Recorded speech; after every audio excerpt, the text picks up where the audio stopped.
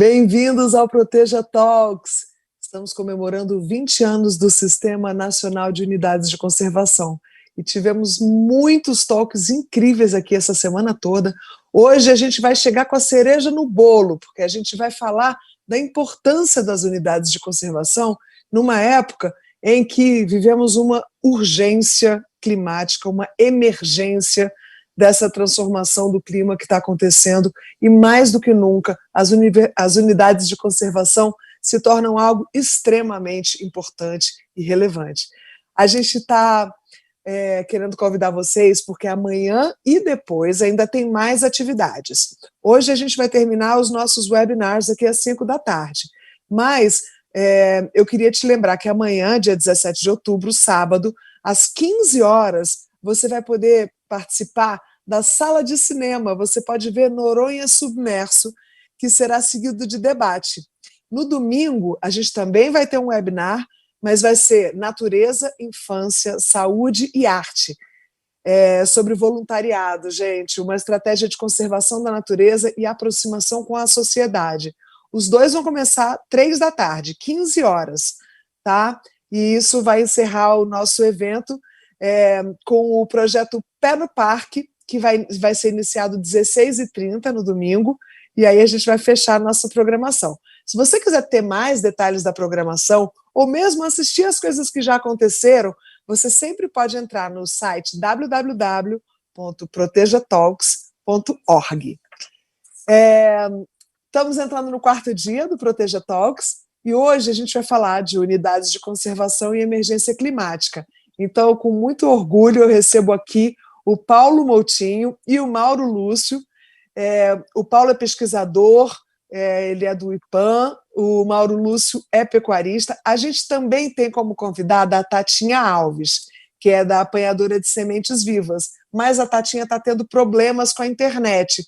E vocês sabem que esse negócio de fazer ao vivo é assim, né? De vez em quando um convidado está lá nos cafundó, a gente não consegue falar, cai a internet, e aí, caso isso aconteça, a gente vai ter a gente vai dar um jeitinho. Ainda não sabemos se vamos convidar uma outra pessoa, talvez do IPAM, para falar, ou talvez a gente possa aumentar o número de perguntas. Ou seja, você que está em casa, presta bastante atenção, os temas são interessantíssimos, você pode fazer suas perguntas pelo chat.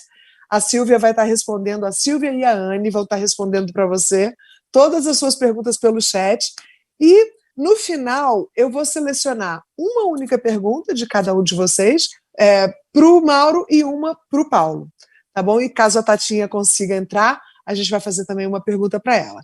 Então, estão abertos os trabalhos, eu sou Maria Paula, estou conduzindo os trabalhos, é uma honra estar aqui com vocês, é uma honra ter esses convidados tão maravilhosos e poder falar sobre um tema tão importante, principalmente nesse momento que a gente está vivendo.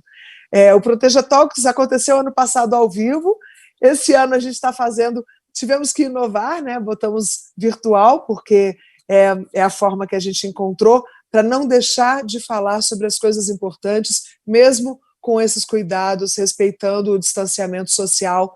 Então, estamos aqui e aproveitando para abrir para mais gente, para pessoas que tenham interesse, chamem os amigos, mostra para o seu vizinho, para o seu pai. Quanto mais gente se engajar nessas conversas, mais a gente vai ter possibilidades de fazer a transformação que a gente precisa. Então, vamos abrir os trabalhos hoje com o Paulo Moutinho.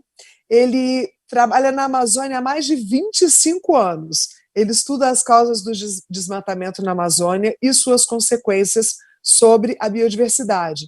Ele sabe muito de mudanças climáticas e ele é cofundador do Instituto de Pesquisas da Amazônia, o IPAM, já foi por 2 vezes diretor do IPAM, agora ele está trabalhando como cientista sênior de lá, e ele tem dezenas de livros publicados, artigos científicos, ou seja, é uma fera no assunto. Ele também participou ativamente do estabelecimento do Fundo Amazônia e da Política Nacional Brasileira de Mudanças Climáticas. Ele também é associado do Woodwell Climate Research. Ou seja, o cara sabe muito. É um prazer apresentar para vocês Paulo Moutinho. Olá, Maria Paula, obrigado. Olá, Maria Paula, obrigado pela pela introdução. Um prazer enorme estar aqui com você e com o Mauro e outros convidados. Nós vamos fazer aqui uma apresentação, Maria Paula, um pouquinho diferente hoje, né? Eu vou falar de unidades de conservação na Amazônia e mudança climática a partir do que está ali atrás na parede, de uma viagem de bicicleta. E eu espero que todos apreciem a apresentação e depois a gente tem bastante coisa para conversar. Eu acho que eu tenho que dividir aqui a minha tela. Vamos lá, ver se tudo funciona direito.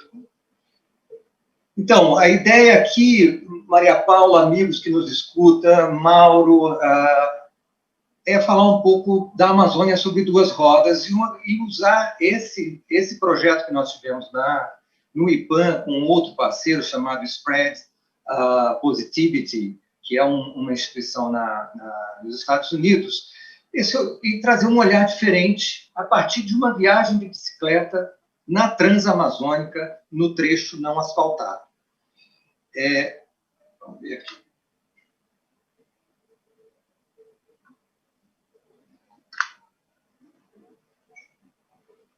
Bom, esse projeto foi super diferente. A gente resolveu fazer uma expedição científica. E nessa expedição científica, fazer com que os pesquisadores pedalassem 1.200 quilômetros no trecho não asfaltado da Transamazônica para ter o contato com a população da região. Isso é extremamente importante, escutar as pessoas da região. Elas têm muito a falar, muito a contribuir, e nem sempre elas são incluídas, seja ele o pecuarista, seja ele o agricultor, o indígena, o pequeno agricultor, o extrativista e assim por diante. Então, nesse projeto, que a gente chamou de Transamazônica mais 25, o que a gente tentou fazer?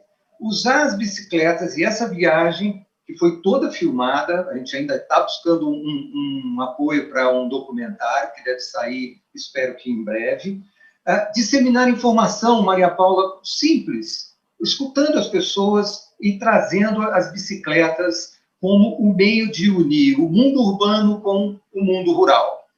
E também, obviamente, trabalhar com a questão da proteção da floresta, e não só isso, também a promover uma agropecuária mais sustentável. Portanto, a gente começou a fazer essa viagem e os 3 bikers, um deles do meio era eu, o mais jovem de todos, e um diretor na época do IPAM, que era o Oswaldo Stella, à esquerda na foto, e, por incrível que pareça, um astronauta da NASA que veio fazer essa viagem com a gente. Ele teve um papo com o Oswaldo e se interessou, tirou férias ainda de uma preparação para uma missão no espaço e veio para esse projeto. Então, foi o Oswaldo Stella, que está à esquerda, eu participei junto com ele, e o Chris Cassidy, que é o chefe dos astronautas da NASA, resolveu vir com a gente nessa viagem. Pois bem, o que a gente planejou? A gente planejou fazer essa viagem, como eu disse, no trecho não pavimentado da Transamazônica, e o que dá 1.200 quilômetros, sem carro de apoio, foi 21 dias pedalando, para avaliar um pouco o uso da terra. E por que nós fizemos isso? Nós fizemos isso porque, em 92, o Oswaldo fez essa mesma viagem de bicicleta cruzando a Amazônia. E nós queríamos, então, fazer 25 anos depois a viagem e ver as transformações na paisagem. E, portanto, foi uma viagem literalmente dura, foi na época seca de 2017, muita fumaça. Essa é a viagem de 92 que o Oswaldo fez. A Transamazônica, Mauro, era uma picada naquela época. Muitos trechos você só andava em picada, como é aqui na esquerda, a bicicleta saindo da água e entrando numa picada que era a Transamazônica. Tivemos um apoio da Fundação MUR para fazer esse projeto. Tudo foi muito registrado, as bicicletas tinham um equipamento avançado de GPS, de filmagem. Tivemos uma bagagem muito grande. Toda a bagagem e mais os bikers davam mais de 100 quilos para puxar nas pernas, né? E dormíamos no meio da floresta, com as redes armadas. Mauro sabe muito bem disso, armada mais ao alto, para não ter um visitante como uma cobra ou uma onça, e fazíamos, então, a refeição de maneira improvisada, em várias casas abandonadas de fazendas que nós encontrávamos, a gente dormia, e seguíamos viagem dessa forma. Quem acha que a Amazônia é uma planície maravilhosa e que você anda sempre olhando o horizonte, está completamente enganado. Isso é um mar de morro infinito, principalmente entre Itaituba e Jacareacanga, no meio do caminho. Você tinha morro e mais morro que você tinha que descer da bicicleta e empurrar. Então, era muita poeira, muita fumaça e muita seca. A média aí foi entre 40 e 42 graus no pico de temperatura.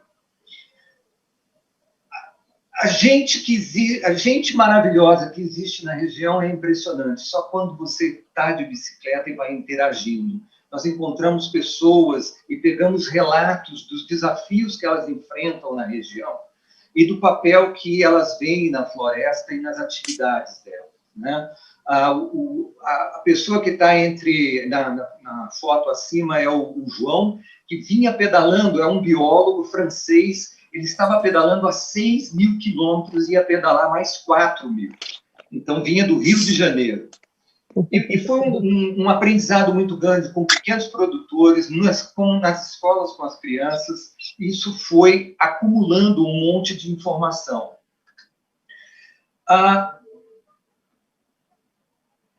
O grande problema, que é incrível, é uma floresta chuvosa, né? Todo mundo sabe disso, acho que quem está nos ouvindo sabe que sempre ouviu falar que a floresta é cheia de água. Mas o maior problema que a gente enfrentou, Maria Paula, foi falta de água para beber.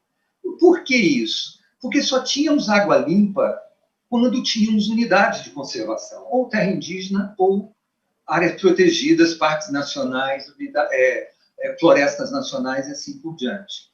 Nós tínhamos que beber 6 a 8 litros de água para não ficar desidratados. E era muito difícil encontrar água onde não tinha as unidades de conservação, porque os riachos ou estão contaminados com garimpo ou contaminados com as fezes de gado, porque muitas não fazem nessa região o cercado.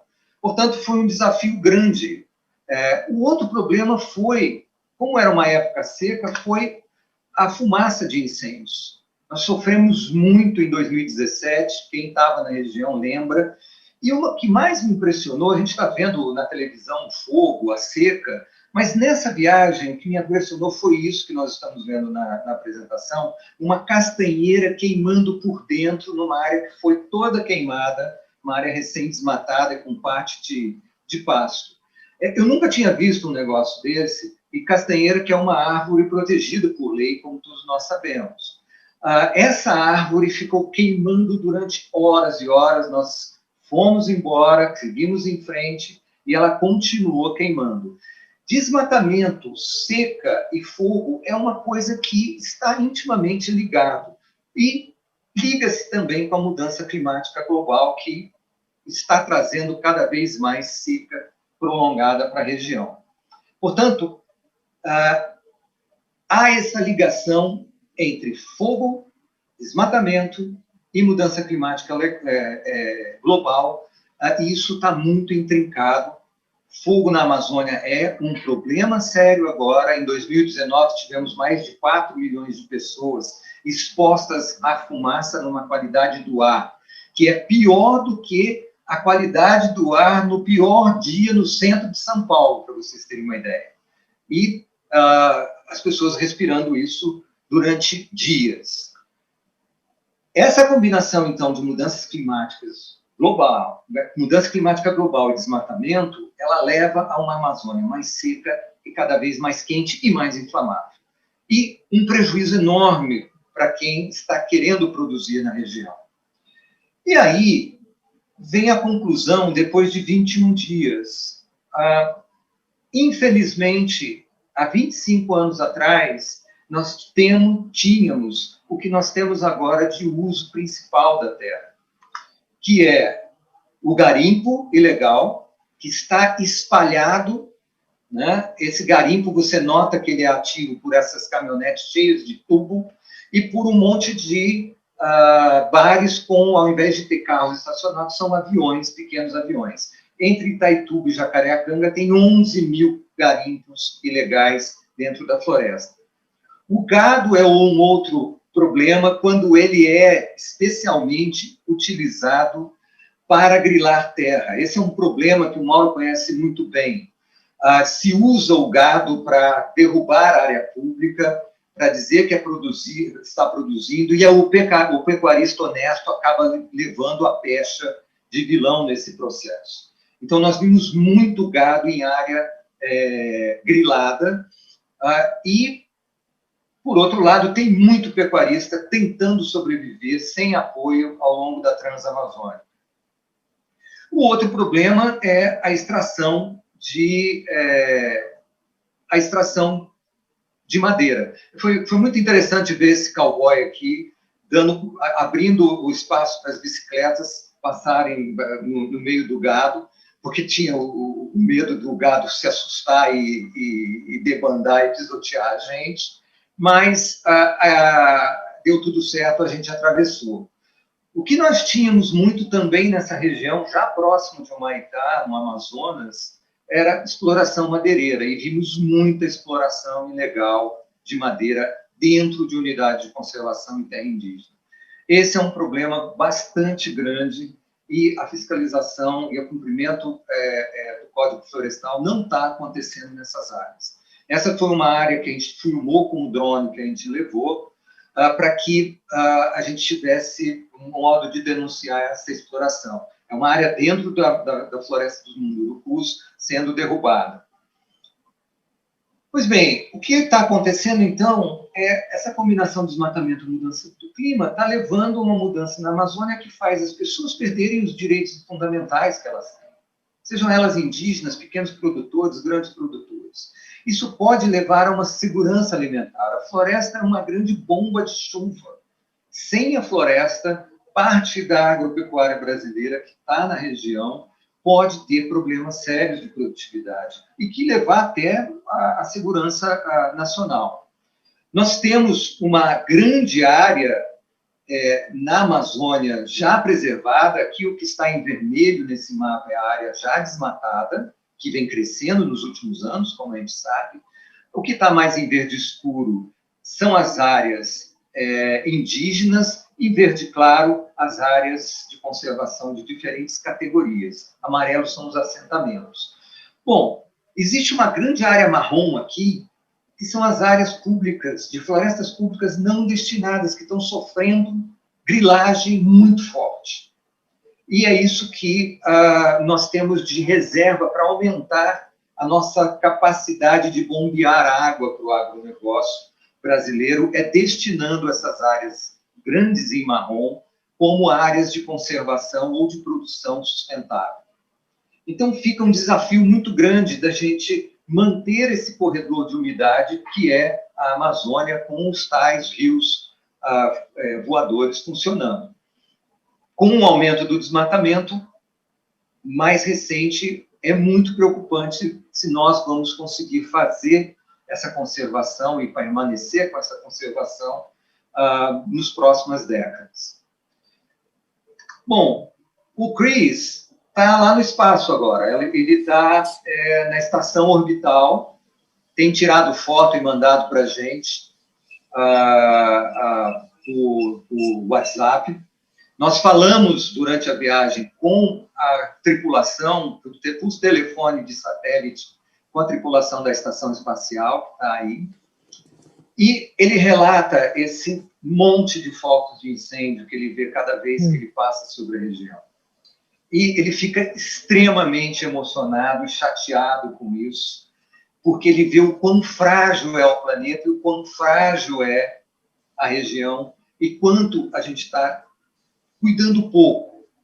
Eu queria deixar, Maria Paula, por último, uma mensagem que é a seguinte: o Brasil sabe como acabar o desmatamento da Amazônia. Nós fizemos isso entre 2005 e 2012, quando caiu 80% das taxas de desmatamento, e nós sabemos como produzir na região, porque nesse mesmo período, de 2005 a 2012, nós dobramos a produção de carne e de soja na região. Isso, ou seja, não é preciso derrubar mais floresta para continuar aumentando a produção e a produtividade, seja da pecuária, seja da agricultura, na região amazônica. Eu acho que o Mauro deve falar sobre isso, que deve me substituir aqui nas apresentações. Mas é isso. Olhando do espaço, tudo é muito frágil, mas o povo brasileiro tem força e sabedoria de mudar esse cenário na Amazônia, e eu espero que isso aconteça o mais breve possível. Obrigado, Maria Paula, obrigado a todos que nos assistem. Estamos aí depois para as perguntas. Obrigada a você, Paulo. Peraí, que eu já tenho pergunta agora. Que história maravilhosa essa de você fazer esse cross na Amazônia, 1.200 quilômetros, ficou bro do astronauta, tá tipo trocando WhatsApp com o cara lá, sei lá onde, na estação espacial. Sensacional, né, Paulo? Vamos combinar que é sensacional em todos os níveis. Primeiro, no nível humano, a sua experiência de ter vivido isso. São raríssimas as pessoas no planeta que tiveram essa chance. E essa coisa que eu falei brincando de bro do astronauta, mandando o WhatsApp para o Chris lá, mas é real, é muito interessante e relevante você ter acesso a um cara que está em órbita nesse momento, vendo e se emocionando com os fogos. É muito lindo saber que isso aconteceu, que você viveu essa experiência e que você está fazendo esse tipo de networking com a galera da NASA. Sensacional, o Chris mandando. Aí, antes de passar, porque daqui a pouco eu vou falar com o Mauro também, mas eu queria só te fazer uma perguntinha, assim, porque você falou do negócio de você ir de bicicleta e ir encontrando pessoas. E você não falou muito na sua apresentação. Fala só um pouquinho dessas pessoas maravilhosas que você viu. O que elas sentem? Elas são completamente invisíveis para a gente que está nas cidades, né? A gente não imagina quem sejam elas. Fala só um pouquinho para a gente. Exato. Então, o Maria Paula, o que acontece quando você vai na estrada de carro, você vai de um ponto ao outro sem passar pelo meio, porque você não consegue interagir. De bicicleta, você depende das pessoas. E a Amazônia é cheia de pessoas bondosas. Sejam eles garimpeiros, sejam eles pecuaristas, sejam eles índios e assim por diante. A gente teve muita ajuda, principalmente com água, né? Nos momentos que a gente não tinha água para seguir viagem. São pessoas que, como exatamente você falou, são mais marginalizadas. Tem muito, seja grande, seja pequeno produtor, tentando fazer o melhor que ele pode, sem um apoio de uma política pública um pouco mais voltada para as condições que se tem. Você tem um processo de intimidação muito grande na região, né? As pessoas, você corre risco. A gente foi ameaçado várias vezes dentro de garimpo, né? Então, você tem todo um processo de manter o status quo. Então, por exemplo, a agricultura familiar, nós achamos famílias fantásticas, produzindo de tudo no seu lote, numa agrofloresta, sem nenhum apoio, e ainda sofrendo ameaça para ter a sua floresta na sua reserva atrás para ceder ou para garimpo ou para um grileiro. Então, é um povo bondoso, trabalhador, mas abandonado pela política pública ainda. Né? É uma região ainda sem asfalto, então, portanto, você tem tudo muito precário. E nas cidades, Maria Paula, tem uma grande pergunta. Jacareacanga, que é onde tem muito garimpo, o problema é quando acabar o ouro na região. O que fazer com aquela cidade? Né? Os governantes já estão pensando quais são as saídas. Então, é tudo muito difícil, mas pessoas alegres e positivas. Isso é que é incrível, por isso que eu acredito na mudança de um futuro para a Amazônia. Que lindo, que lindo. Obrigada, obrigada pelo seu testemunho. E você falou uma coisa que tocou meu coração, que a gente fica aqui muito distante, cheio de preconceitos e cheio de estereótipos, com uma visão muito superficial da casquinha, sem saber, né, nada do que está acontecendo na realidade ali, naquela vida daquelas pessoas. Então, quando você falou isso, me veio uma coisa da importância da gente fazer esses talks para que o maior número de pessoas tenha acesso a esse tipo de informação que você está dando agora. Olha que coisa simples, mas que coisa importante. Às vezes a gente olha e demoniza as pessoas, porque o cara é garimpeiro, a gente acha que o cara... Pô, tem garimpeiro gentil, o cara está ali numa circunstância da vida dele, mas que bonito a gente poder olhar com um olhar que humaniza as pessoas, inclusive para ajudar a pessoa a fazer as transformações que ela precisa fazer para poder fazer melhor. Né? Isso que você está falando, é uma galera sem apoio, é uma galera ali, literalmente no meio do mato, não tem nem acesso àqueles lugares. Então, que bonito ouvir isso, obrigada pelo seu comentário. Pessoalmente, eu posso dizer que eu ampliei um pouco os meus horizontes, porque a gente fica muito com o desejo de proteger e a gente acaba estigmatizando os players, as pessoas que estão lá vivendo, de uma forma, muitas vezes, ignorante. E que bom, então, ouvir isso que você está falando, para poder olhar com um olhar mais humano, né, para essas pessoas que estão lá dentro vivendo todas as dificuldades e também todas as maravilhas de estar num lugar com aquele cheiro, com aquela vida toda, com aquelas noites, com aqueles barulhos daqueles animais. Enfim, muito obrigada, foi linda a sua apresentação e no final a gente vai conversar um pouquinho mais. Lembrando, gente, na hora que eu fui apresentar a Tatinha, a gente ainda não conseguiu fazer contato com ela. Eu cometi um engano, eu falei que ela era catadora de flores e sementes vivas. Não, ela é catadora de flores sempre vivas. Tá? Desculpa, foi um lapso aqui na hora que eu fui apresentar. E agora, então, a gente vai seguir com o nosso talk, falando com o Mauro Lúcio. Ele é pecuarista na fazenda Marupiara.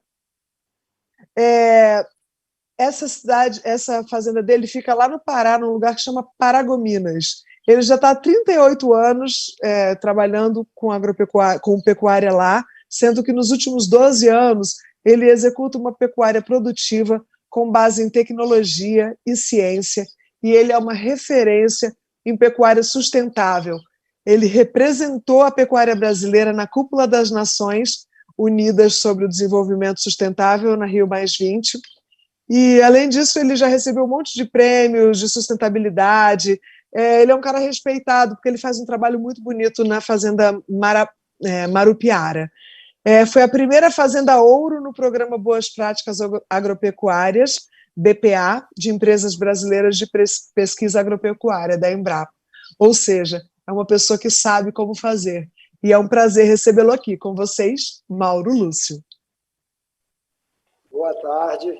Muito obrigado, Maria Paula. É um prazer enorme estar dividindo tela com vocês, né, com o Paulo, com você. Realmente eu estou muito empolgado e muito emocionado. E a apresentação do Paulo realmente é fantástica. Eu moro aqui já há muitos anos e eu convivo muito, vou muito nessa região, vou muito em São Félix do Xingu, Altamira, mas ainda não tive a coragem de ir de bicicleta, né? Então ainda falta um pouco de coragem. Mas eu acompanho isso que o Paulo viveu, passou, eu vejo isso, faz parte da minha vida. Mas uma coisa muito interessante foi essa percepção que você teve, Maria Paula, de realmente as pessoas que estão lá, em grande parte, elas estão fazendo, às vezes, as coisas erradas, mas com sentimentos bons ou com sentimentos de que estão fazendo certo. o que a gente precisa fazer realmente é melhorar o processo produtivo, tanto no garimpo quanto na pecuária, e a gente só leva isso levando tecnologia, levando conhecimento e levando condições para essas pessoas. Então, esse é um trabalho que eu tenho desenvolvido agora, é trabalhar com os pequenos produtores, trabalhar com essas pessoas, dando acesso a eles, que, na verdade, para eles, além de faltar o crédito, falta o dinheiro, falta o conhecimento e falta também o acesso a essas tecnologias, né? Então, esse é o papel que eu estou desenvolvendo. Eu acho que essa ligação que está faltando muito para essas pessoas é nós levarmos, né? Às vezes a gente coloca muito a culpa só no governo, que o governo tem que fazer, mas eu acho que cabe a cada um de nós também fazer um esforço e levar esse conhecimento e levar essa capacitação para essas pessoas. Eu queria falar um pouco, né, sobre a pecuária.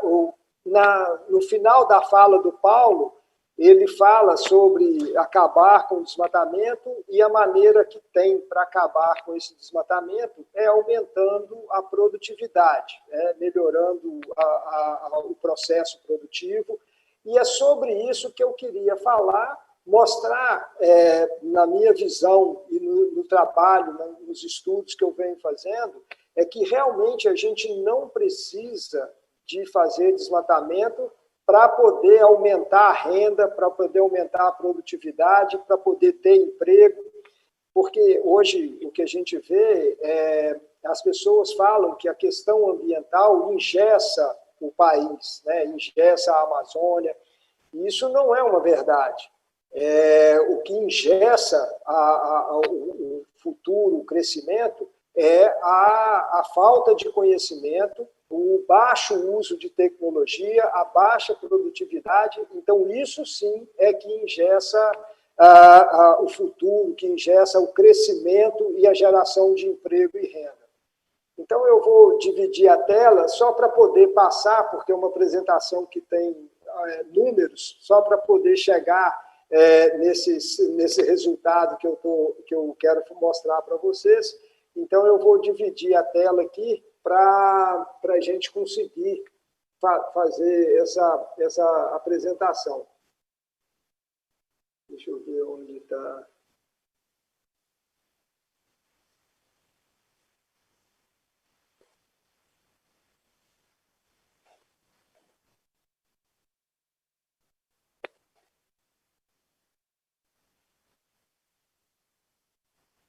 Então, aqui eu só queria mostrar a minha localização, né? Fazenda Marupiara. Eu estou entre o município de Paragominas e Tailândia. Então, eu estou nessa região, é uma região nordeste do estado do Pará. É aqui que eu me encontro. Então, eu queria mostrar para vocês, por exemplo, a realidade de hoje, né, da Amazônia. A taxa de lotação é algo em torno de 0,6. Taxa de lotação é aquela quantidade de cabeças que você tem por hectare. Então, a média da região Amazônia hoje são 0,6 cabeças por hectare. Então, o que eu quero fazer é mostrar um perfil com um pouco mais de tecnologia, uma coisa melhor um pouco, que seria algo em torno de 2,5 cabeças. E eu tenho a minha meta para 2021. Tá? Esse ano, nós devemos terminar o ano com algo em torno de 3,75 cabeças. Então, a meta para 2021 são 4 cabeças por hectare. O ganho de peso diário, a média na região amazônica é algo em torno de 330 gramas por dia. Se a gente tiver um perfil tecnológico um pouco melhor, 650 gramas, e a meta para a Fazenda Marupiara em 2021 são 822 gramas. Então, quando a gente tem esse ganho de peso, a permanência dos animais, né, numa propriedade, entre bezerro até sair um boi gordo para o frigorífico, na realidade da Amazônia é algo hoje entre 900 e 950 dias. Então, nesse 330 gramas, nós ficamos 909 dias com esse animal dentro da fazenda. Se você elevar o ganho de peso para 650 gramas, você vai ficar algo em torno de 461 dias. No nosso, a meta nossa para o ano que vem, para 2021, é 365 dias na fazenda. Então, com isso, a taxa de desfrute, que é a quantidade de animais que a gente vende daquele rebanho que nós temos, a realidade da Amazônia é 40%. Se você tiver esse perfil tecnológico, né, de 650 gramas, você vai vender algo em torno de 79% do rebanho, e a meta nossa para 2021 é vender 100% do rebanho que a gente tem dentro da fazenda. Então, o faturamento bruto por hectare ano, na realidade hoje da Amazônia, é algo em torno de 4,4 arrobas por hectare. Nesse perfil tecnológico, você já passa a algo em torno de 36 arrobas por hectare. E o projeto nosso, a projeção nossa para o ano que vem, são 73 arrobas. Então, quando você sai aí de 4,41 para 73, você está aumentando isso algo em 18 vezes mais do que a média hoje. Tá? Então, aqui a gente sabe a quantidade de bois que as pessoas vendem por hectare. Então, na média, hoje, atual, na realidade da Amazônia, você vende 0,24 cabeças por hectare ano. Então, isso quer dizer que você gasta mais de 4 hectares para vender um boi gordo para o frigorífico. Nesse perfil tecnológico, você consegue vender 2 cabeças, né, 2 bois por hectare, e a meta nossa para o ano que vem é vender 4 cabeças por hectare por ano. Então, aqui, só para a gente ver uma indústria, uma planta frigorífica, né, de médio para grande porte, ela abate algo em torno de 15 mil cabeças por mês. Então, isso seria 180 mil animais por ano.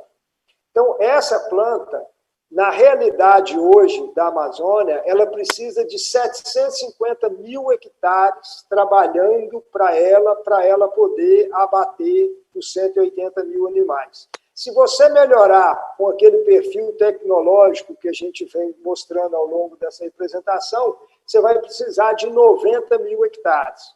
Se for no modelo igual ao modelo nosso da Marupiara para o ano que vem, você vai precisar de 45 mil hectares. Então, esse é que é o impacto, tá, da necessidade diária. Você tem o mesmo frigorífico, né, para poder fornecer 180 mil bois. Você tem hoje, né, na realidade de hoje, você precisa de 750 mil hectares, e você tem o potencial, não que eu esteja mais do que ninguém, eu tenho apenas um trabalho bem feito e melhorando a cada tempo, mas não é esse o potencial é muito maior do que isso, né? Mas a gente abaixa essa necessidade para 45 mil hectares. Então, isso aí nós estamos falando de área. Se nós formos falar, por exemplo, de emissão, né, quanto para andar 750 mil hectares para poder pegar esses animais e levar para a planta frigorífica, o quanto que o caminhão anda, quanto que esses bois andam para poder chegar no frigorífico. Então, aqui hoje, por exemplo, no município de Paragominas, o município de Paragominas tem algo em torno de 500 mil hectares de área voltada para a pecuária. Então, nós precisávamos, né, de um município e meio. O município de Paragominas é tamanho do estado de Sergipe, né, então é do tamanho da Bélgica. Então, esse município, a área dele de pecuária não dá conta de sustentar uma indústria frigorífica. Né? Nós precisávamos de uma área, de um município e meio para poder sustentar essa planta frigorífica. No modelo que eu pratico, né, nós 10%, menos de 10% do município já tocava essa indústria frigorífica. Então, a geração de emprego, ela aumenta muito mais, a qualidade desse emprego ele é muito melhor, porque as pessoas vão ser muito mais bem treinadas, muito mais bem capacitadas para poder fazer parte desse processo. E você, a distância que você vai percorrer, vai andar para poder pegar esses animais para levar para essa indústria, ele passa a ser muito menor, ele é irrisório, né? Então, 45 mil hectares, a gente pode chamar quase que o quintal de uma indústria estando dentro de um município igual Paragominas. Então, eu acho que é isso aí que a gente tem que trabalhar, é levar tecnologia para essas pessoas, é levar capacitação e ter política pública voltada para isso. Né? Eu acho que nós precisamos de trabalhar isso aí, o foco é esse. Então, eu acho que, com isso, acaba o discurso de que tem que desmatar para poder aumentar a produção, tem que desmatar para poder crescer o PIB.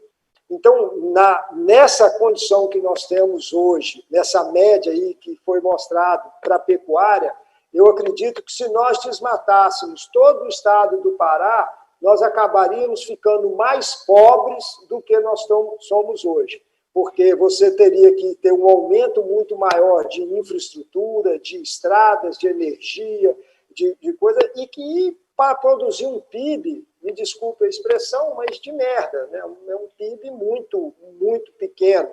Desculpa, Maria Paula, mas nós precisamos de mudar isso aí. Então, eu acho que é esse discurso que a gente tem que, não só discurso, mas são as ações. Então, isso aí, o que eu estou trabalhando, o que eu estou fazendo, é em cima de pesquisa, em cima de trabalho, há mais de 12 anos fazendo isso e aumentando esses números, né? Então, assim, há 3, 4 anos atrás, eu trabalhava com algo em torno de 3 cabeças. A cada ano, a gente vem aumentando. A meta para o próximo ano é 4 mil, 4 cabeças por hectare. Então, assim, isso não é eu nem sei o potencial. O potencial é bem maior do que isso, né? Mas são passos que a gente vai dando gradativamente, né? Isso aprendendo, usando a tecnologia, melhorando e trazendo mais resultados.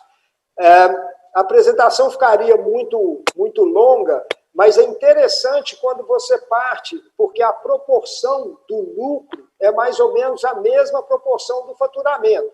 Então, aí a gente fala no faturamento algo em torno de 18 vezes mais, e o lucro também por hectare é algo da mesma proporção.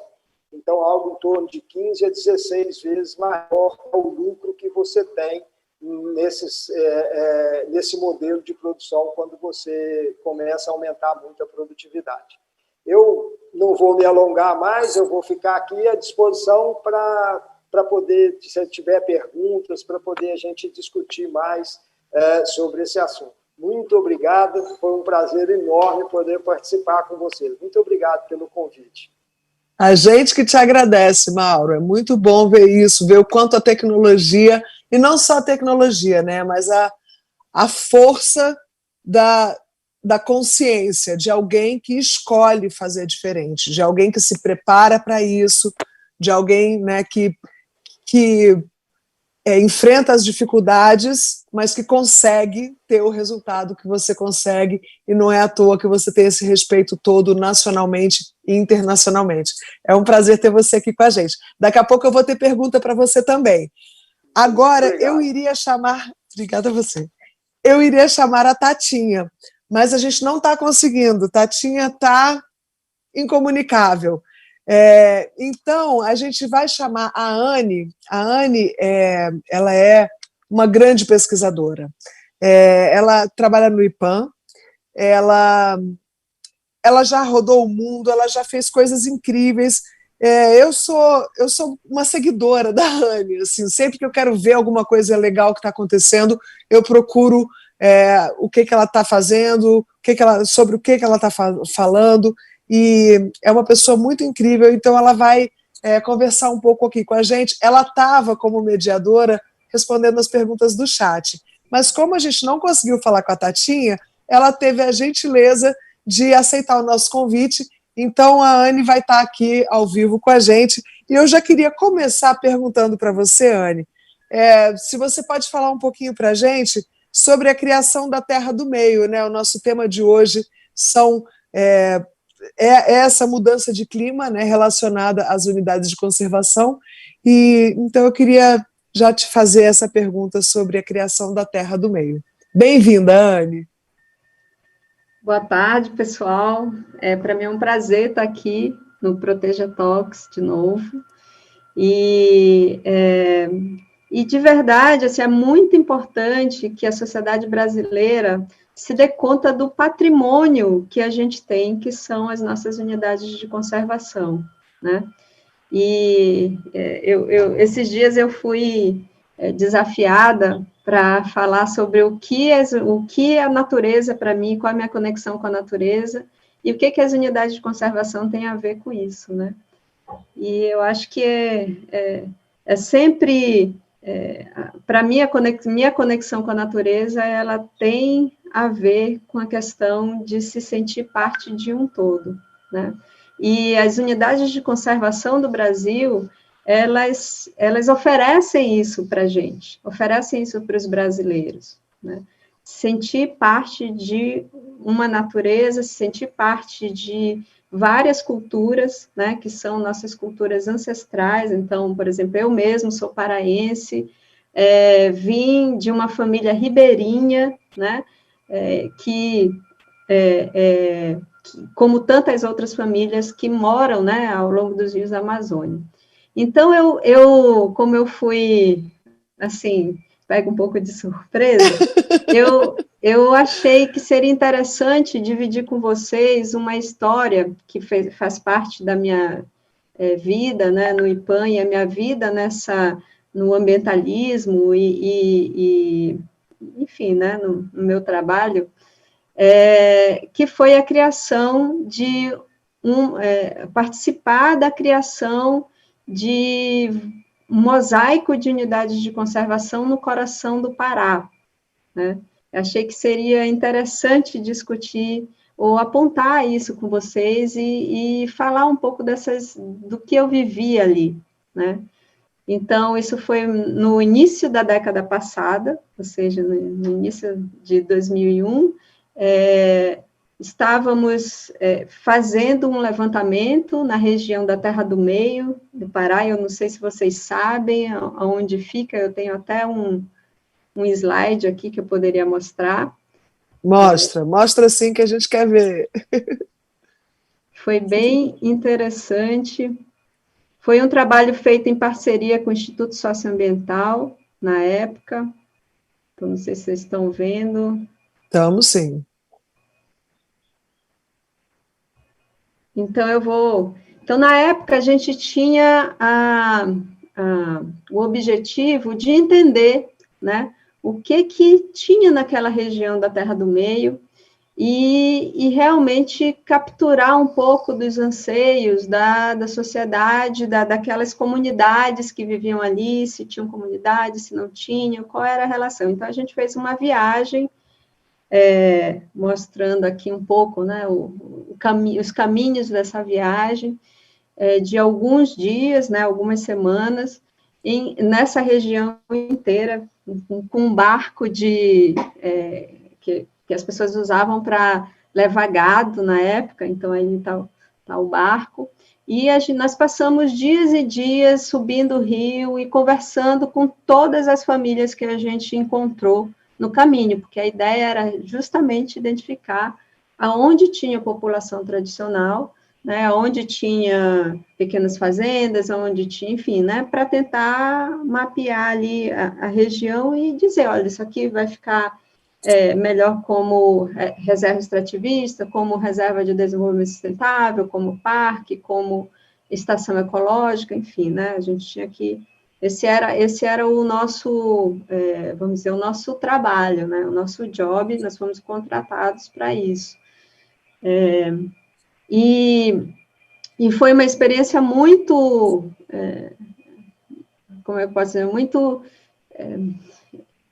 linda, na realidade, porque ali eu entrei em contato com brasileiros que não tinham carteira de identidade, que nunca tinham ido para a cidade, que foram pessoas que foram para essa região como soldados da borracha, né, na segunda leva de pessoas que foram para a Amazônia para explorar a borracha, pessoas também que viveram um tempo da venda de peles, né, e que estavam ali desamparados, de uma certa maneira, né, de uma certa maneira não, estavam desamparados de verdade. E as histórias, né, de vida dessas pessoas foram bem impressionantes, assim. O quanto que a diversidade de atividades que essas pessoas faziam ajudavam essas famílias a, né, permanecerem ali no seu dia a dia e usando a floresta, usando os recursos dos rios, da melhor forma e de uma forma muito harmônica, né? Então, foi tudo bem incrível, além do lugar ser lindo, né?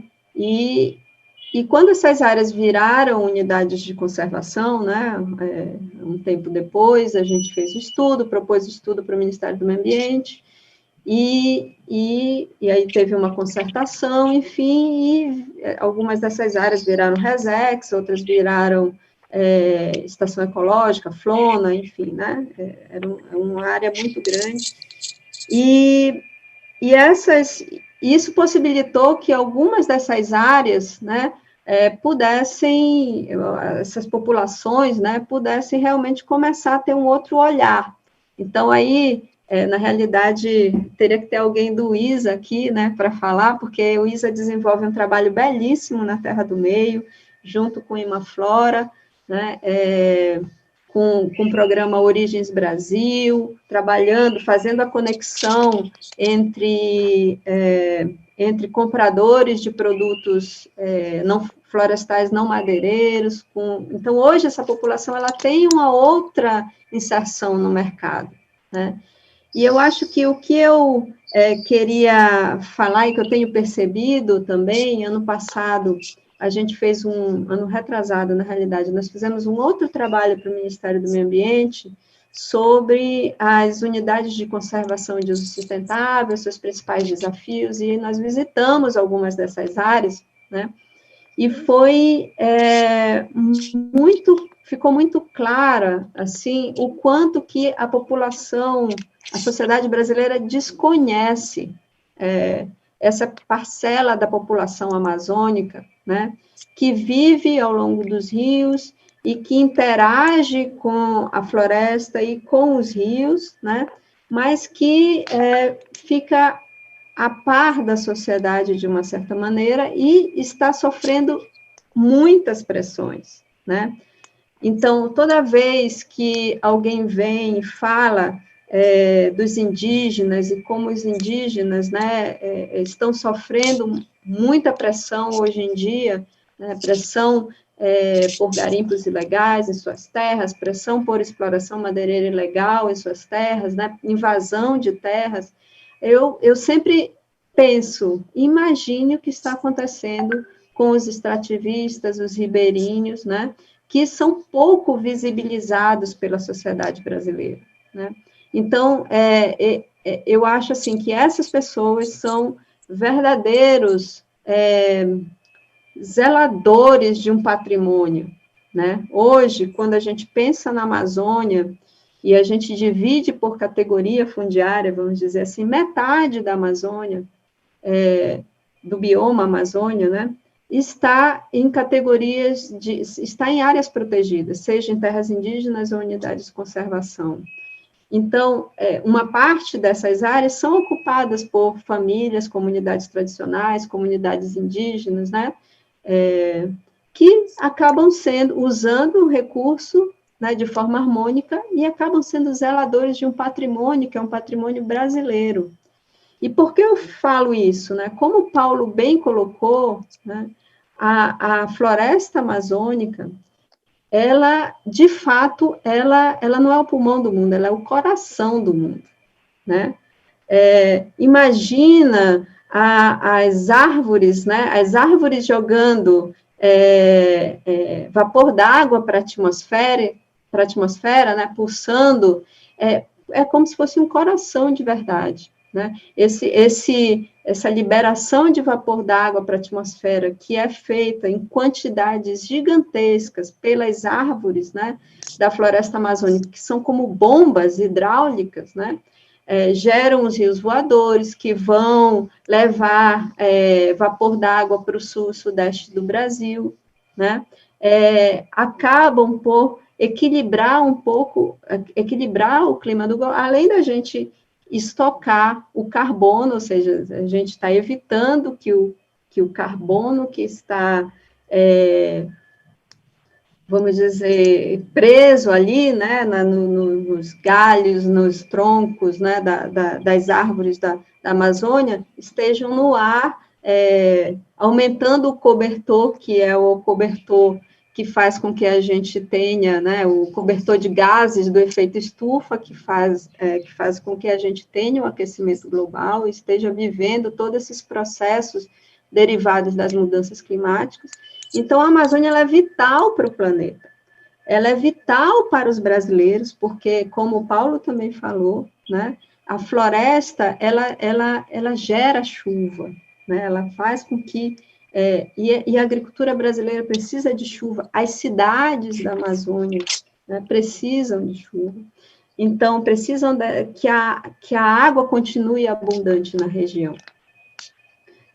Então, assim, para terminar, eu queria só deixar essa reflexão mesmo, assim, que começou quando eu fiz esse trabalho, né, há mais de quase 20 anos atrás, e que fui colocada, enfim, para realmente pensar nas populações tradicionais da Amazônia, que sim precisam de uma alternativa econômica, mas que a alternativa econômica ela não pode ser uma alternativa mono, né? Ela tem que ser uma alternativa que preze a diversidade, né? Que valorize os recursos florestais ou aquáticos, né? Mas que não seja mono, né? E aí eu não tenho, assim, não é falando contra a pecuária, que como o Mauro falou, né? A pecuária ela faz parte, né? Ela é um elemento importante das atividades da Amazônia, mas não pode ser só pecuária, né? A Amazônia ela é muito diversa e essa diversidade ela tem que ser ressaltada, né? Só para você ter uma ideia, a gente explora o que hoje, assim, de produtos não florestais não madeireiros. A gente tem um mercado gigante do açaí, um mercado muito grande da castanha, um mercado que está crescendo dos óleos, né, vegetais. Isso são poucas espécies. E a Amazônia é o lugar que mais tem espécies no mundo. Então, imagino que a gente está perdendo ao não investir em ciência e tecnologia para entender essa riqueza e essa diversidade. Então, eu queria parar por aí e agradecer de novo, né, essa oportunidade da gente estar contando essa história, uma história muito querida para mim, e ficar disponível para as perguntas, curiosidades, etc. Obrigada. Muito obrigada, a gente que te agradece, te pegamos de surpresa e você chegando com uma história linda, foi muito bom ouvir isso. Agora, o que a gente faz? A gente que está aqui tão longe, tem como ajudar? Tem como fazer alguma coisa? O que você diria para as pessoas que têm vontade? Porque tem muita gente que vê e que se interessa, mas, sabe, o que a gente pode fazer para ajudar? Eu acho que tem várias coisas que a gente pode fazer para ajudar, né? Por exemplo, se a gente... Primeiro é conhecer, né? A gente precisa conhecer nosso país. Então, muitas dessas unidades de conservação, elas podem ter visitação, pode ter vamos dizer, um turismo, né? O turismo de comunidades, o turismo ele pode ser alavancado nessas áreas. Então, a primeira coisa é conhecer que a gente tem esse patrimônio. Eu acho que uma vez que a gente conhece, a gente começa a defender ele, né? Então, eu acho que é fundamental. A outra coisa é que, eu não sei se o Mauro vai concordar comigo, mas eu acho que tem um grupo de produtores na Amazônia que são muito engajados em fazer o melhor possível, né? Ter uma produção sustentável, com boas práticas, etc. Então, a gente precisa apoiar esses produtores. E apoiar significa, assim, tipo, ir no mercado e dizer assim, eu quero uma carne específica, assim, eu quero uma carne que seja produzida de uma forma legal, né? Uma forma que não... então, eu acho que a sociedade, o papel da sociedade é esse papel de pressão, né? Primeiro, então, é conhecer as nossas riquezas, os nossos patrimônios, né? Não só do ponto de vista ambiental, mas cultural, né? Que temos na Amazônia, em outras partes, em outros biomas do país, mas também começar a prestar mais atenção para os alimentos que a gente come, de onde eles estão vindo, se eles têm uma responsabilidade socioambiental atrelada. Consumo consciente, né, Anne? Muito importante mesmo. Obrigada. E isso me fez trazer aqui uma pergunta que a Francineide Fernandes da Silva fez para o Mauro. Você estava falando isso, né? Primeiro, do público ter essa ferramenta na mão, que é fazer pressão através do consumo, que é, né, uma ótima forma. E aí, a Francineide fez aqui uma pergunta interessante para o Mauro, que é o seguinte: Mauro, quais os desafios e o que você acha que é um entrave que você vê para ampliar esse modelo para a Amazônia? Né? Como é que a gente faz para ter a adesão de outros produtores? Mauro, você pode responder, por favor? Olha, a minha opinião, essa questão do mercado, eu acho que o mercado é soberano. Eu acho que isso é uma pressão e isso já está acontecendo. E a gente tem, por exemplo, um consumidor final. Nós estamos num país que passa por dificuldades onde o poder econômico, né, o dinheiro das pessoas é curto. Então, a gente deixar esse indivíduo lá ser o fiscal de falar uma carne com desmatamento é barata e a carne sem desmatamento ela é cara, eu acho que é até injusto a gente colocar essa pessoa que está tendo dificuldade para levar a comida para casa, ele fazer esse papel de fiscal. Mas o que a gente tem visto são as grandes indústrias, elas já estão selecionando bastante, já tem uma pressão. As grandes redes de varejo, elas têm feito pressão nesse ponto. E agora, de um certo tempo para cá, principalmente esse ano, a gente está vendo muito, o seguinte, os investidores. Então, os maiores investidores, os maiores fundos que têm dinheiro, têm ações ou têm dinheiro envolvidos nessas companhias, ou nos frigoríficos, ou nos varejos, e são essas pessoas que não estão querendo que o dinheiro deles seja colocado nisso aí. Então, se nós temos um fundo e esse fundo está investindo no varejo no Brasil, aí ele quer que o varejo tenha realmente toda a carne que compra, da onde vem, da onde...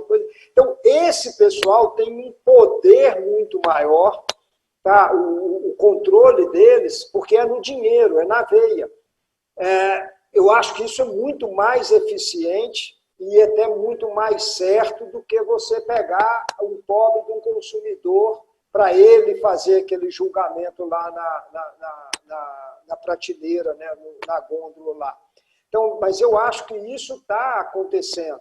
Essas coisas elas têm vindo forte, e a gente tem visto o recado de indústrias que já tem um tempo para poder rastrear da onde vem o rebanho, já tem movimentos já fazendo isso. Então, isso vem acontecendo. Agora, realmente, o desafio é esse, de a gente melhorar o processo produtivo. E eu acho que o que a gente tem que fazer é cuidar desse pequeno produtor. E eu acho assim, a pecuária não é só ela, a atividade da Amazônia, de jeito nenhum. Nós vamos ter bioeconomia, nós vamos ter todas as outras fontes de renda, né? Eu acho que é bem-vindo, mas a pecuária ela está inserida em todos os municípios. Então, nós temos terra, tá? E essas terras já estão abertas, já estão desmatadas. Nós não estamos falando nisso, nós não estamos falando em áreas de floresta. Então, nós temos a terra, nós temos as pessoas, nós temos a indústria, nós temos o mercado. Então, nós temos tudo. Nós precisamos sincronizar isso. E o que é fazer? É levar o conhecimento, levar a capacitação a esses pequenos produtores para eles melhorarem o modelo produtivo. O médio e o grande é adequação. Eles vão se adequar. O mercado força. Então, nós precisamos de preocupar, né, e fazer trabalhos e melhorar pequenos produtores. Então, eu já tenho, por exemplo, trabalho com um produtor que tem 5 hectares. Então, eu tenho um produtor de 5 hectares que, para o ano que vem, está projetado, ele vai ter 50 cabeças dentro da propriedade e vai vender 40 cabeças desse rebanho dele. Então, ele vai mudar completamente a vida dele, né? A qualidade de vida. E o que eu estou levando? Eu estou levando o acesso à tecnologia.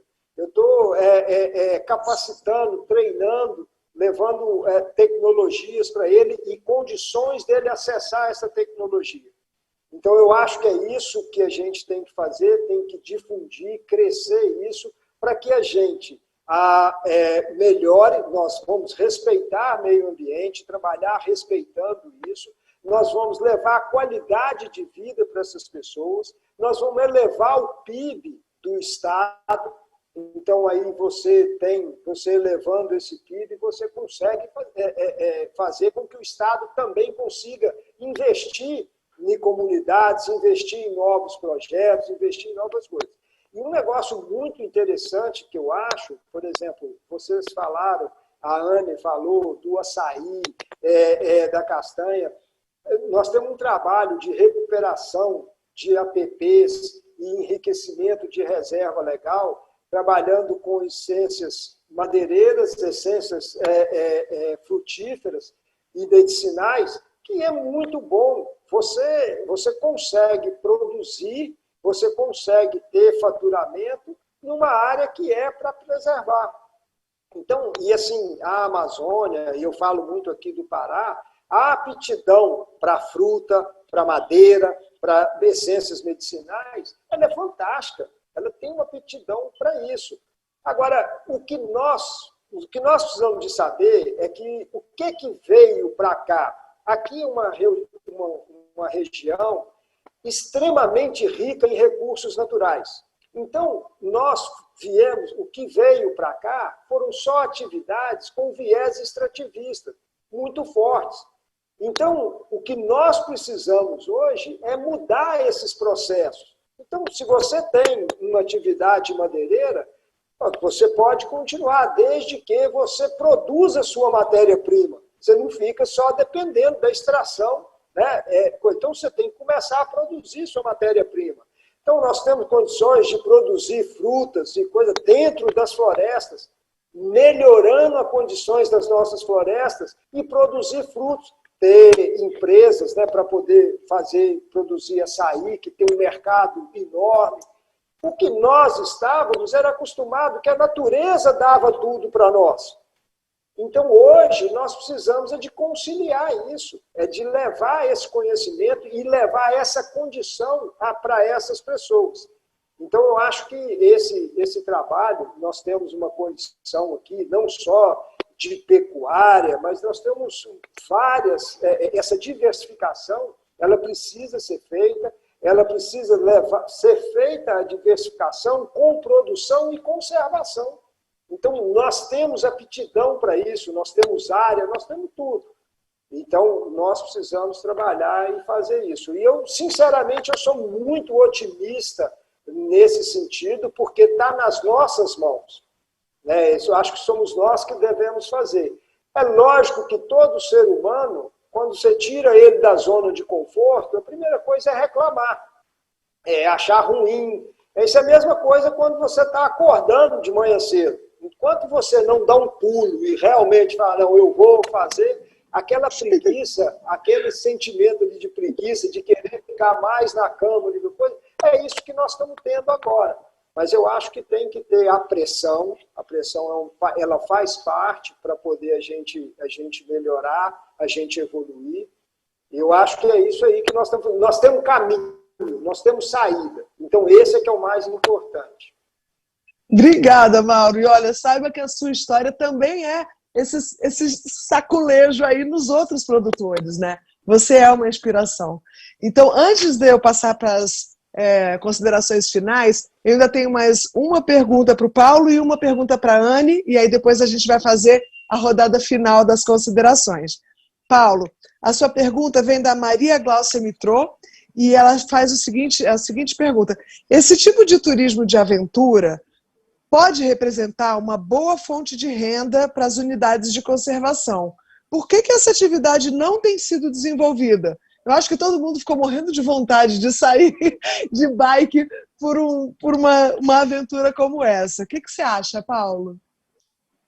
Então, Ana Paula, eu acho que esse é um caminho econômico que outros países já experimentaram e que alguns lugares no Brasil já estão experimentando. Um deles é no bioma cerrado. Depois do Transamazônica, por exemplo, nós fizemos o Transcerrado. Foram 500 quilômetros pedalando exatamente nessa pegada do turismo de aventura. Para você ter uma ideia, os percursos de longo quilometragem nos Estados Unidos, né, as trilhas de longo curso, como eles falam, elas movimentam bilhões atravessando unidades de conservação, porque tem toda uma política, uma estrutura para apoiar isso. Então, se nós tivermos, é claro que vai precisar ter manejo dentro dessas áreas, para você não ter todos os lugares de cada uma dessas unidades de conservação servindo a um turismo de aventura, mas é possível você gerar, sim, uma economia rural baseada no uso sustentável, principalmente não só em turismo de aventura, mas no caminhante, nos observadores de pássaros. Existe uma comunidade enorme no mundo disposta a investir dinheiro nessas observações, o que daria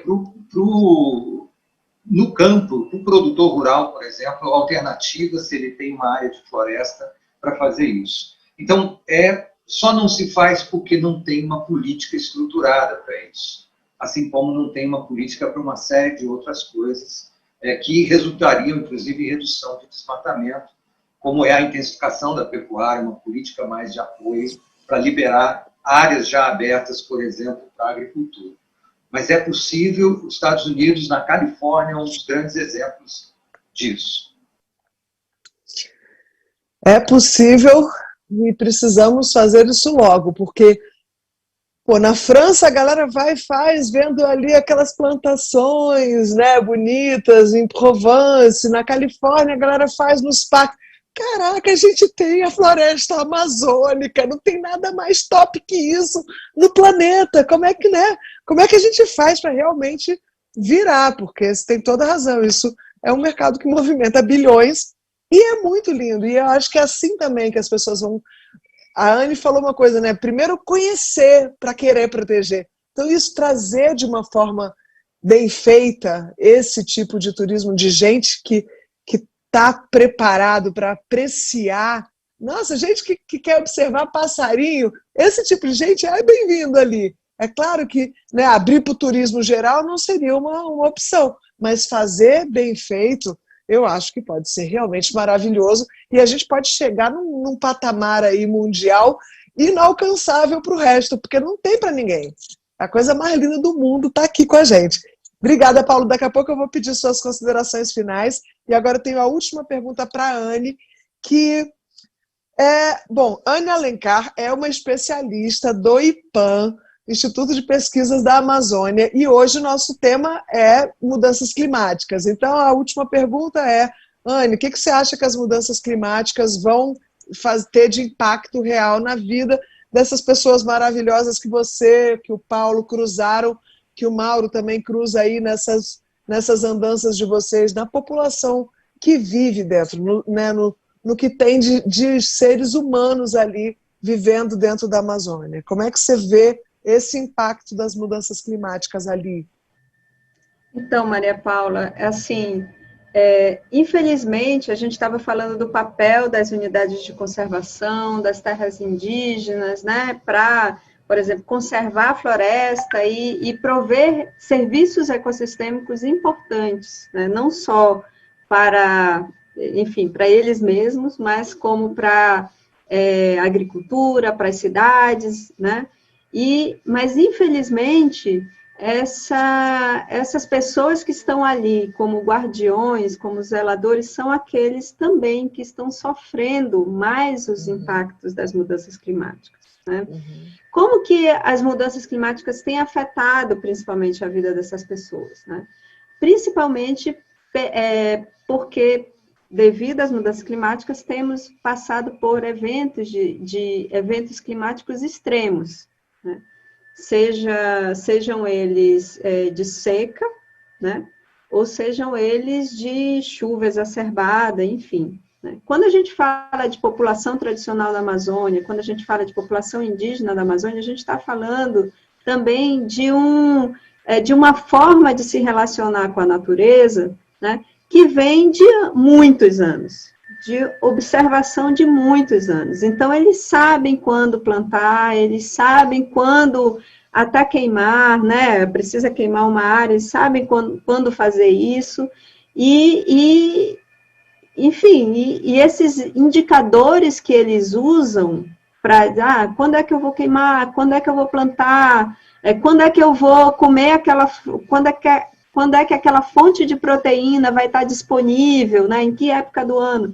Então, isso vem passando de geração para geração. As mudanças climáticas, né, as mudanças que a gente tem passado nos últimos 20, 30 anos, elas têm impactado esse sistema. E os bioindicadores que eles usavam não são mais os mesmos, assim, mudaram. Eu vou te dar um exemplo. A gente estava... uns 2 anos atrás, a gente foi fazer um treinamento na terra indígena Capoto, no Xingu, e nós estávamos falando sobre fogo, enfim, etc., e como eles sabiam, né, quando colocar fogo na roça, uma roça pequena, né, e eles, a gente sabe quando o ipê flore, se o ipê está florindo, quer dizer que a gente pode queimar aqui, 2, 3 dias depois vai ter chuva, né? Ou então, numa outra área, não, a gente sabe porque quando aparece uma nuvem grossa, muito escura, em cima daquela serra lá atrás, é porque daqui a uma semana vai chover, então a gente pode queimar nesse dia. E para eles não é uma coisa assim que a queimada ela não pode sair da área que está prevista para queimar, porque eles não querem queimar o supermercado deles, que é a floresta. Então, isso precisa ser bem alinhado, né? Então, esses bioindicadores estão mudando, essas comunidades elas estão sofrendo por causa disso, né? E infelizmente, são eles que estão, né? O processo de adaptação, ele não vai ser fácil, né? Então, infelizmente, aqueles que mais conservam e que estão contribuindo para uma mitigação, né, na emissão de gases de efeito estufa, conservando a floresta, são aqueles que estão sofrendo o maior impacto, né, das mudanças, dos eventos extremos gerados pelas mudanças climáticas.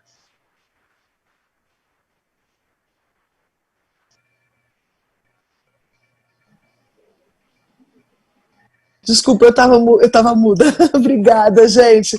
Anne Alencar generosamente topou entrar aqui de última hora, foi maravilhosa. Eu vou pedir para você fazer suas considerações finais breves, vou fazer uma rodadinha. Foi tão incrível o nosso tema de hoje que a gente acabou se estendendo um pouco mais. Então vamos fazer essa última rodada rapidinho para eu poder finalizar o nosso lindo evento. Obrigada mesmo, Anne. Nada. Então, eu queria agradecer novamente, né, essa oportunidade. É sempre muito bom falar sobre esse tema, um tema muito importante para o Brasil.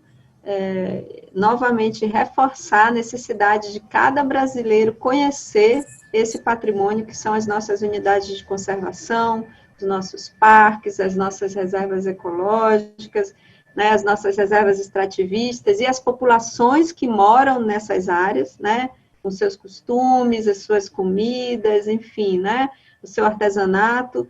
Então, é muito importante a gente conhecer, porque quando a gente conhece, a gente protege, a gente dá valor, né, e isso é muito importante e valioso, não só para a Amazônia, mas para o resto do Brasil. Maravilhoso. Conhecer, apreciar, maravilhoso. Obrigada, querida. Outra coisa, você estava falando aí dos eventos extremos, a Tatinha conseguiu finalmente entrar em comunicação e disse que não pôde fazer a participação dela, justamente porque está chovendo muito demais, e aí caiu a internet. Enfim, ela pede desculpas, ficou sentida de não poder ter participado, mas obrigada a você, Anne, por ter colaborado aqui com a gente nesse nosso Proteja Talks de hoje. Eu vou pedir para o Mauro agora fazer as considerações finais dele. E, Mauro? Bom, na verdade, é com muita tristeza que eu vou falar, porque estamos chegando no fim, né? E agradecer o convite, poder estar aqui com vocês, levando um pouco de informação do trabalho que faço aqui. E ver também, né, tanto o posicionamento da Anne, o conhecimento do Paulo, que é fantástico. E eu sou muito otimista. Eu acho que nós temos um caminho. Eu acho que a gente tem que trabalhar para isso, pelos nossos ideais. Eu acho que temos condições, sim, de produzir, preservar, conservar. Eu acho que esse é o caminho, esse é o nosso diferencial. Eu acho que nós temos condições de colocar, por exemplo, o meu sonho é vender boi, né, vender carne com biodiversidade. Então, eu tenho um trabalho na minha fazenda de biodiversidade, de ver qual é o impacto da minha atividade na biodiversidade. Então, eu acho que nós estamos perdendo muito tempo discutindo coisas que já querendo duvidar de ciência, querendo duvidar de fatos.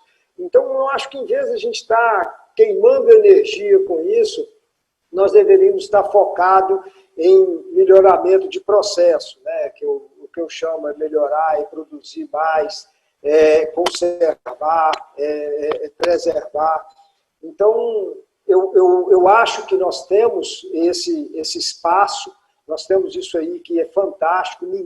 Nenhum país do mundo, ou também nenhum estado da federação tem a condição que o Pará tem para poder fazer isso, para produzir e conservar. Então, eu sou muito otimista nesse ponto, desde que nós realmente conscientizemos de que nós precisamos daquilo que a gente deve fazer. Então, acho que nós precisamos de respeitar mais a ciência, respeitar mais a pesquisa, trabalhar mais ao contrário de querer ficar duvidando dessas coisas ou criticando. Mas eu estou à disposição e deixo aqui um convite para todos vocês para poder nos visitar, me visitar aqui, será um prazer enorme. A gente tem um pouco mais dessa conversa presencial. O virtual hoje, tudo bem, é o que a gente tem para poder fazer, mas eu ainda sou daquele mais caloroso, do olho a olho, né, de olho no olho, e eu queria fazer um convite para vocês para poder me visitar. Muito obrigado. A gente que agradece, Mauro, falou muito bem. Chegou a hora de parar de perder tempo e energia com piração de não acreditar na ciência ou com equívocos, e vamos focar no que precisa ser feito, porque é urgente, é urgente. Muito obrigada, sua fala foi muito boa e a gente agradece muito a sua participação. Paulo, agora eu gostaria que você fizesse as suas considerações finais e a gente já vai fechar nosso evento de hoje. Bom, Maria Paula, obrigado a todos pela atenção. O que eu queria dizer é o seguinte: a gente vive num mundo conectado, né? E nesse mundo conectado, ele se expressa também na natureza. Há uma série de conexões. Hoje a gente vive uma desconexão muito grande entre o mundo urbano e o mundo rural, como a gente estava comentando no início desse evento. Isso precisa a gente precisa construir pontes, né? O fogo na Amazônia mostra muito bem o que acontece na região, na área rural, no desmatamento e no fogo, afeta a qualidade de ar e a água que chega nas cidades. Portanto, tudo é conectado. Se nós não conseguirmos entender essas conexões e considerar essas conexões em políticas públicas, em ações do governo, em ações da sociedade, eu acho que a gente vai ter problemas muito sérios de pedaços da engrenagem começarem a falhar. O que a gente não pode, e as unidades de conservação, Maria Paula, sustentam, a gente não pode perder a habitabilidade do planeta. Lembra a história do prédio com habite-se? Nós não podemos perder o habite-se do prédio que se chama Terra. E a parte de florestas ou de biomas como o Cerrado, que vem extremamente ameaçado, mais do que a Amazônia, se nós não conseguirmos manter essa engrenagem funcionando, e esses biomas são partes, nós vamos perder o habite-se, e aí vai vir um bom bombeiro apagar o fogo toda hora no prédio, porque a gente não tem como mantê-lo em pé. É isso aí, obrigado a todos e a você, Maria Paula, pela moderação. Eu que agradeço a todos. Gente, que pena que a minha participação já está terminando hoje, mas amanhã e domingo ainda vai ter muita coisa boa. Eu quero convidar vocês que estão assistindo a gente, porque amanhã, sábado, dia 17 de outubro, às 15 horas, vai ter sala de cinema Noronha Submerso, e vai ser seguido por debate. E o debate vai ser sobre voluntariado. E vai ter debate sobre o filme de Noronha, Noronha Submerso, com debate, desculpe. Aí no domingo, que vai ter o webinar sobre natureza, infância, saúde e arte, às 15 horas, e aí vai falar sobre voluntariado, uma estratégia de conservação da natureza e aproximação com a sociedade. Os dois começam às 15 horas, tanto amanhã quanto depois de amanhã, no domingo, e no domingo aí vai finalizar o nosso Proteja Talks com o projeto Pé no Parque, que vai começar às 16h30. Lembrando que se você quiser assistir de novo os talks maravilhosos que tiveram aqui, você sempre pode entrar no site www.protejatalks.org. Gente, foi um prazer, foi uma honra estar aqui com vocês. Que maravilhoso ter a chance de trazer esse tipo de informação relevante para todo mundo. E tem uma coisa boa, né? Infelizmente, esse ano a gente não fez presencial, mas a coisa boa é que vai ficar tudo gravado. Manda para o seu amigo, manda para o seu vizinho, manda para o seu inimigo, manda para aquele que está mandando mal, manda para aquele que está mandando bem, manda geral, porque essa é a mensagem que precisa ser dita agora. Muito obrigada a todos e até a próxima.